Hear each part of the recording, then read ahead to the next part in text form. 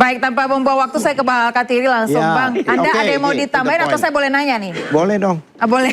Oke, baik. Kalau tadi Mas Roy bilang belum sepenuhnya menang begitu ya. Kalau Dr. Tifa sendiri, apakah ini awal dari kemenangan atau seperti apa? Kami yakin menang karena dakwanya dapat kita counter sedemikian rupa. Di dalam dakwaan itu obscurable lah, ada tidak jelasnya dan sebagainya. Kemudian salah satu contoh ya, suatu perbuatan bulan April, lapornya itu bulan 30 April. 30 April ya. Bukan Jokowi, Pak. Bu Tifa dilaporkan. Oh iya, 30 April. 30 April. Tapi perbuatannya Mei. Semua link-link itu bulan Mei. Seharusnya kalau ada orang laporan, langsung. Itu kan yang sebelumnya. Mana ada sudahnya. Nah ini bulan Mei, banyak bulan Mei, dan itu pun sebagian besar bukan milik Bu Tifa. Bu Tifa hanya 5. Bahkan ada masalah salah satu di sini juga ya, dialog di sini itu dimasuk juga, ada 5 kalau nggak salah. Tapi padahal itu kan produk jurnalistik, ini kan tidak boleh dimasalahkan. Ya. Nah kalau dimasalahkan kan semuanya jadi kena dialog dan sebagainya ini. Itu artinya tidak dimasukkan di dalam bukti tanpa melalui prosedur undang-undang pers dan sebagainya. Artinya kan ada hak jawab, hak ini, hak counter, kemudian ada harus dibicarakan disidangkan dulu di Dewan Etik. Baru ini tidak.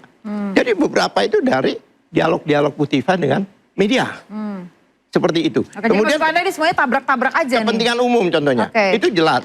Kemarin saya dengan Bang Rifai katakan bahwa kemungkinan dikenakan pasal fitnah. Fitnah itu ada ayat 2-nya menyatakan hakim itu harus menguji. Jika itu terbukti itu kepentingan umum, maka tidak kena. Itulah 310, pencemaran nama baik juga demikian. Ayat 3-nya menyatakan demi kepentingan umum tidak kena. Karena apa? Itu dilindungi Undang-Undang Dasar 45 maupun Undang-Undang KIP. Itu jelas. Itu yang kita tadi sampaikan. Jadi tim Anda melihat bahwa itu bukan yang dilakukan oleh Dr. Tifa? Sekarang saya mau tanya, apa sih kepentingan Dr. Tifa? Apa Dr. Tifa ditipu? Tidak. Kepentingannya betul-betul menguji ijazah publik. Yang mana sudah pernah digunakan sebagai jabatan publik. Dilindungi oleh dan yang dilakukan pun hanya menganalisa saja. Tidak memanipulasi. Tidak ada. Dan itu namanya informasi elektronik kan. Jadi deliknya seharusnya tidak itu ya? Iya, barang siapa mengoreksi dan sebagainya merubah informasi atau dokumen elektronik milik orang lain. Dokumen elektronik. Iya. Bukan analog. Pertanyaan saya, elektronik milik siapa itu? Yang mengupload siapa? Baik. Nah, kenapa Jokowi yang melapor saat itu diantaranya? Ya kan? Kemudian ada lagi, Bang Alkatiri? Ya. Saya mau beri tanggapan dulu dari Bang Rifai terkait yang Anda sampaikan tadi. Silakan Bang Rifai. Ya, terkait dengan dengan tetap menghormati ya upaya eksepsi dan sebenarnya dengan menghormati juga tanggapan yang akan disampaikan pihak jaksa. Saya sekedar mengomentari saja dalam pandangan hukum yang saya pahami. Tadi yang disampaikan terkait dengan undang-undang pers, yang kita ketahui kan justru undang-undang pers itu melindungi insan pers dan produk-produk pers ya. Sementara di berbagai jurisprudensi juga tetap narasumber itu bertanggung jawab. Kedua, dalam perkara ini sudah didengar juga kok Dewan Pers dan nanti akan bersaksi. Ya, makanya kembali lagi sebenarnya eksepsi ini berkaitan dengan pembuktian. Nanti orang Dewan Pers seperti apa bicaranya juga akan menguraikan di persidangan ini. Terus tadi selain apa lagi?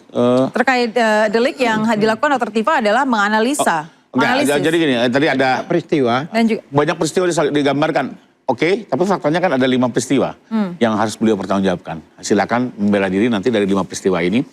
Dan terkait dengan adanya kepentingan umum, pembelaan terpaksa juga kesempatan untuk membuktikan memang itu diatur di normanya. Tapi kembali lagi, ini semua harus dibuktikan. Jadi artinya apa yang disampaikan di eksepsi ini akhirnya ujung-ujungnya dijawabnya dalam pembuktian. Ya, sehingga tidak bisa menjadi sebuah putusan sela. Itu yang dari awal saya bilang sebenarnya ada 3 bagian. Pertama soal kompetensi yang sudah dijawab dengan surat keputusan Mahkamah Agung. Dan ternyata diatur juga di 166 KUH baru. Ya ternyata ya 166 KUH baru tadi saya intip sedikit. Baru dilihat ya? Di KUH baru soalnya. Harus sering-sering intip ya. Diatur juga di 166 dalam situasi tertentu bisa disidangkan di luar wilayah hukumnya.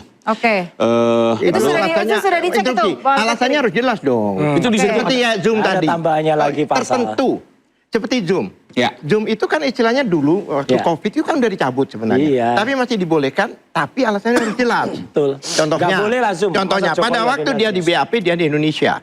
Begitu di persidangan dia di Australia. Itu bisa pakai Zoom. Tapi kalau orangnya itu ada di Indonesia, yang mana dia itu tidak bisa datang hanya gara-gara mengawal partai tertentu, itu yang nggak bisa dong. Ya itu kan harus. Ini mau mengganggu hak politik nih berarti nih. Bukan. Arah-arahnya mengganggu hak politik nih. Kan faktanya kan begitu. Hati-hati hak konstitusi loh, hak politik. Ya, lihat, saya nggak nyebut partai apa. Oke, jadi saya lanjutin sedikit ya. Jadi ini kan kembali lagi ada 3 garis besar kalau saya lihat. Pertama kompetensi relatif, kedua tentang format yang kalaupun ini dianggap persoalan bisa diperbaiki ya. Tapi saya masih melihat dalam taraf wajar ya, karena memang ini ceritanya kan bersambung dari kerja bersama sampai pertanggungjawaban pribadi. Ya. Karena bagaimanapun juga Ibu Tifa kan nggak berdiri sendiri. Beliau berkelompok dengan teman-temannya. Itu yang mungkin akan dijadikan peroleh di dakwaan. Nah terus yang ketiga memang akhirnya ujung-ujungnya berkaitan dengan pembuktian yang nggak bisa dijawab juga ini benar tidaknya eksepsi ini. Ya. Jadi menurut saya kembali lagi dalam pandangan saya sepertinya eksepsi ini nantinya lebih banyak dipertimbangkan di pokok-pokok. Interupsi, ini saya jelaskan. Saya luruskan. Sedikit saja Bang, intinya Bang. Saya sedikit. Sekarang pasalnya kan berbeda yang dikenakan. Ada 310, ada 434 dan sebagainya. Tapi unsurnya sama. Sampai dikatakan, oke, dialihkan, tidak perlu dibaca karena sudah kami bacakan. Itu selalu begitu. Emang unsurnya pencurian maupun pemerkosaan sama? Ya, setiap pasal itu unsurnya beda. Ini unsurnya sama. Itulah makanya kami lawan ini, kami yakin banyak kelemahan, banyak ketidakjelasan, banyak rekayasa di situ bahkan saya katakan. Kalau boleh saya tanggapin ini? Boleh silakan. Kalau soal ini, sini sudah banyak jurisprudensi umum yang menyatakan bahwa terkait dengan pasal di dalam dakwaan itu kewenangan sepenuhnya dari penuntut umum. Ya. Tinggal penuntut umum membuktikan apakah dia mampu membuktikan pasal-pasal yang dicantumkannya di dalam dakwaan. Jadi tidak bisa juga seorang terdakwa atau penasihat hukum mengatur-ngatur pasal mana yang disampaikan dengan catatan. Ini jurisprudensi Bang, Mahkamah Agung ya, bahwa artinya ini hak diberikan tapi Anda nanti harus buktikan. Kalau nggak bisa dibuktikan apa yang terjadi? Dilepaskan dari dakwaan. Apalagi ada primer, subsidiar, kumulatif itu sejauh ini jurisnya seperti itu Pak. Saya hanya kami punya hak untuk mengcounter. Oh iya betul. Emangnya terus Tapi selama ini jawabannya adalah seperti itu. Makanya kita katakan di sini, bahkan Bu Tifa memberikan judul di sini, ini penting kami sampaikan. Iya. Judulnya itu bukan untuk Indonesia umum. Menggugat. Iya, Indonesia Menggugat. Itu judul-judul perlawanan kami dengan ijazah palsu Jokowi dalam pusaran krisis multidimensi bangsa. Jadi something to do with umum ini, gitu loh. Dibuat seolah-olah umum. Faktanya umum. Padahal faktanya lagi Mbak, dari yang kami laporkan link-link ini, ya dari awal Januari sampai April, tidak ada mereka waktu melemparkan tuduhan-tuduhan ini menyatakan sedang melakukan penelitian, melakukan tidak ada kata-kata melakukan silakan di googling, masyarakat boleh googling ya. Itu bisa tapi setelah kami laporkan, baru tim hukumnya membuat pertanyaan saya, apa ada aturan yang tidak membolehkan penelitian? Ya, jadi apakah ada aturan bahwa tidak boleh ada penelitian?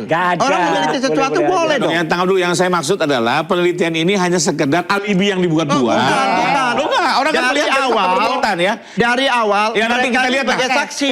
Tapi apakah status penelitian ini bisa menjadi 3 orang ini dari awal sebagai saksi di UGM sebelum ada apa-apa. Sebelum ada laporan. Yang kami laporkan Januari sampai April, di luar itu kami nggak laporkan. Ya artinya begitu. Silakan aja yang di luar itu. Dr. Tifa itu memang peneliti, ya. Kenapa peneliti? Karena dia tuh sebenarnya selain itu dia melakukan penelitian yang namanya neuropolitika. Jadi yang diteliti Dr. Tifa itu maka ahliannya begitu, dokter melakukan. Jadi artinya banyak sekali kesalahan-kesalahan yang kemudian saya lihat, tapi itu hak dari kuasa hukum nanti untuk mengkoreksi. Melawan. Saya sebagai sahabat Dr. Tifa mengatakan tegar Dr. Tifa, dan besok ikuti saja juga pra peradilan yang kedua. Berarti Anda terus melawan? Kalau Anda Bang Lecu akan melawan Bang Mas Roy?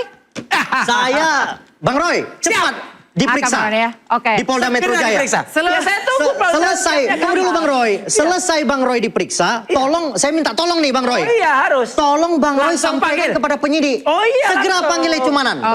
Lecumanan siap. Dan datang ya. Iya, jangan manggil. Terima kasih Bapak. Dalam laporan kami pun juga harus datang. Dibacakan pra peradilan sudah dimenangkan dan akan digulirkan. Publik bukan sekedar menunggu sorak kemenangan, melainkan sebuah titik terang kebenaran. Saya Yanufus, nantikan interupsi pekan depan. Sampai jumpa.